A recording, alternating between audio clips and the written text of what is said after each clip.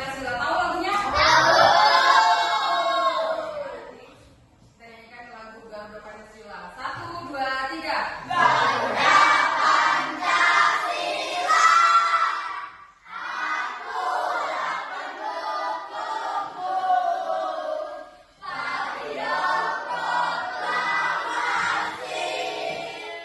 Sedia berkorban untukmu. Pancasila dasar negara. Rakyat adil makmur sentosa. Brilari bangsaku. Ayo maju, maju, ayo maju, maju. Ayo maju, Terima kasih. Selanjutnya, sebelum kita mulai pembelajaran hari ini kita belajar mata pelajarannya coding dan kecerdasan artifisial. Mungkin kalian masih belum familiar ya dengan pelajaran ini, tapi hari ini kita mau belajar. Jadi pelajaran ini memang belum diterapkan untuk semua sekolah, tapi hari ini kita mau pengenalan tentang pelajaran apa tadi? Coding dan kecerdasan artifisial. Nanti dijelaskan. Sebelum kita belajar, kita mau ice breaking dulu. Berdiri semuanya.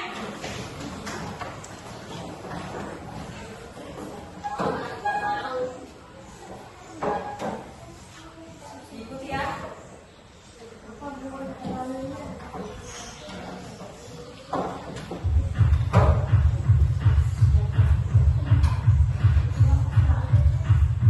Ikuti. Ya.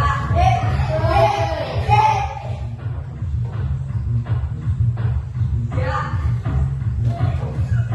Oke, istirahat dulu. Oke, ikuti.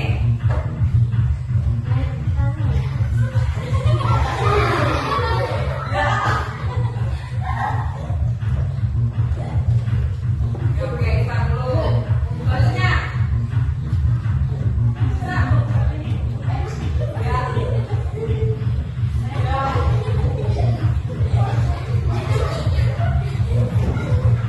Oke, istirahat dulu. Ya, selanjutnya.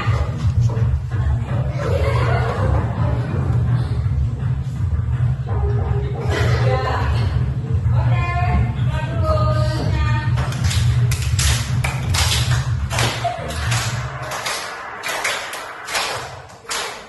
Oke, istirahat. Berpikir komputasional.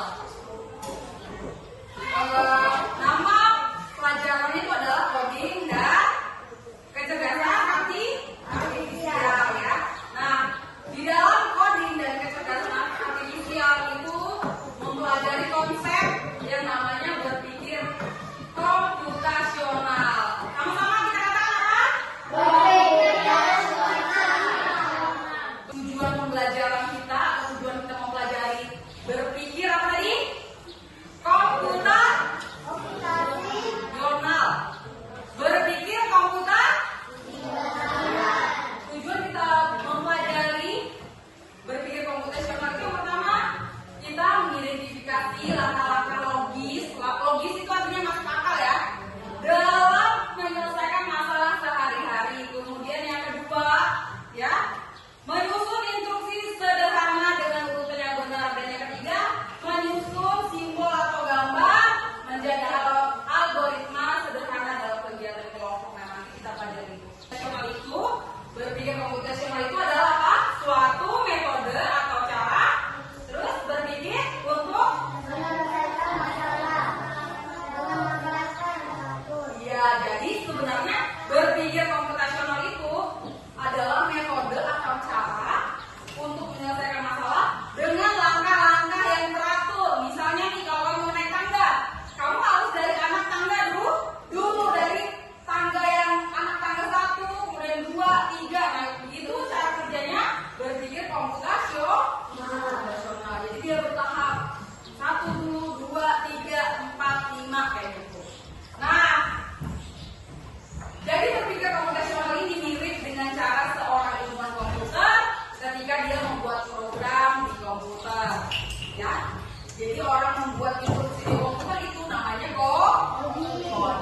Nah, inilah keterampilan dasar yang berguna untuk semua orang ya, bukan hanya untuk programmer. Programmer itu apa artinya? Orang yang membuat program. Orang yang membuat program ini berkaitan dengan komputer ya, berkaitan dengan komputer. Nah, berpikir komputasional ini merupakan konsep yang diterapkan dalam pembelajaran coding ya, seperti itu. Nah, jadi kalau kita berpikir komputasional bukan berarti kita harus menjadi robot ya, atau berpikir menggunakan kode-kode rumit ya, bukan seperti itu. Kita menganut cara berpikirnya yang teratur, jelas dan masuk akal. Itu yang dimaksud dengan kita belajar berpikir komputasional ya, bukan berarti kita belajar bikin program gitu, bukan seperti itu ya. Jadi kalau misalnya kamu dengar coding, oh kita belajar coding, berarti kita bikin program atau kita bikin aplikasi atau kita bikin game ya, tidak seperti itu ya. Jadi mungkin kamu bisa bikin aplikasi, bisa bikin game itu nanti kalau sudah SMA ya. Jadi nanti kamu kalau belajar coding di SMP atau SMA, kamu sudah belajar main game, itu ada gamenya, kemudian ada membuat game. Nah itu termasuk coding ya. Kalau untuk kita di SD, kita masih belajar tentang konsepnya dulu ya. Konsepnya yaitu menyelesaikan masalah dengan langkah yang teratur, jelas dan masuk akal, seperti itu. Nah, jadi berpikir komputasional ini dia punya 4 pilar utama atau 4 pokok utamanya. Yang pertama itu adalah apa? Dekomposisi. Kemudian ya,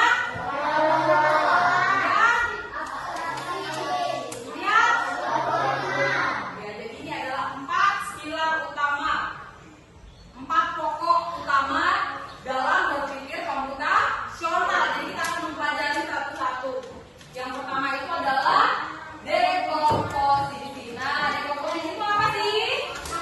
Baca ini apa nih? Proses.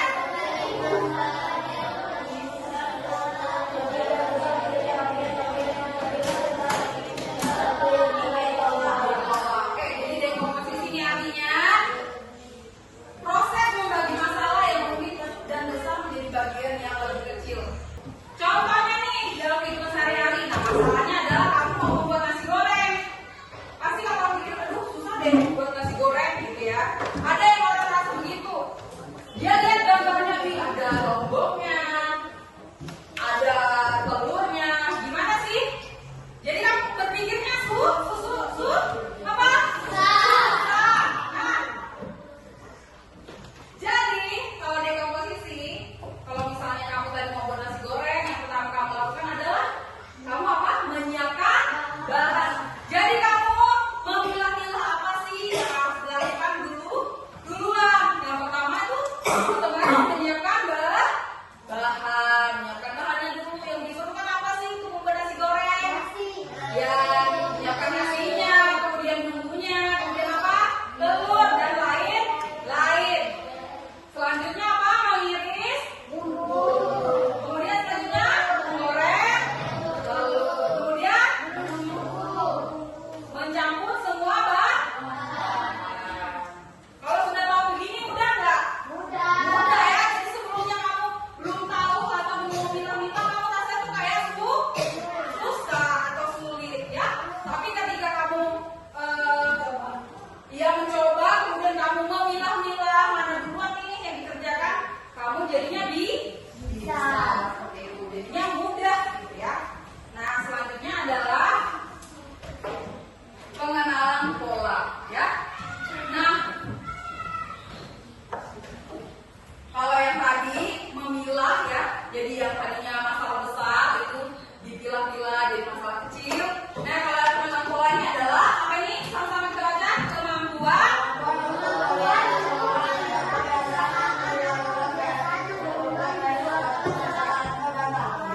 Kemampuan melihat kesamaan atau kebiasaan. Nah, apa maksudnya Bu? Maksudnya seperti ini. Maksudnya saat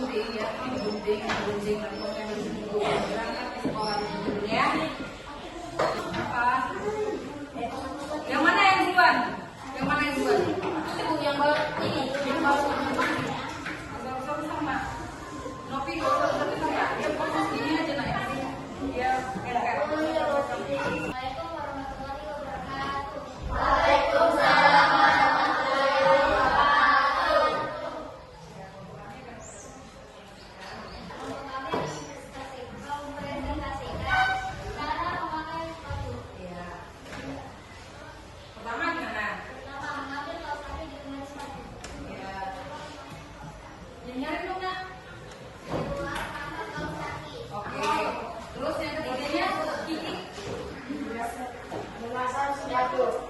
Ya.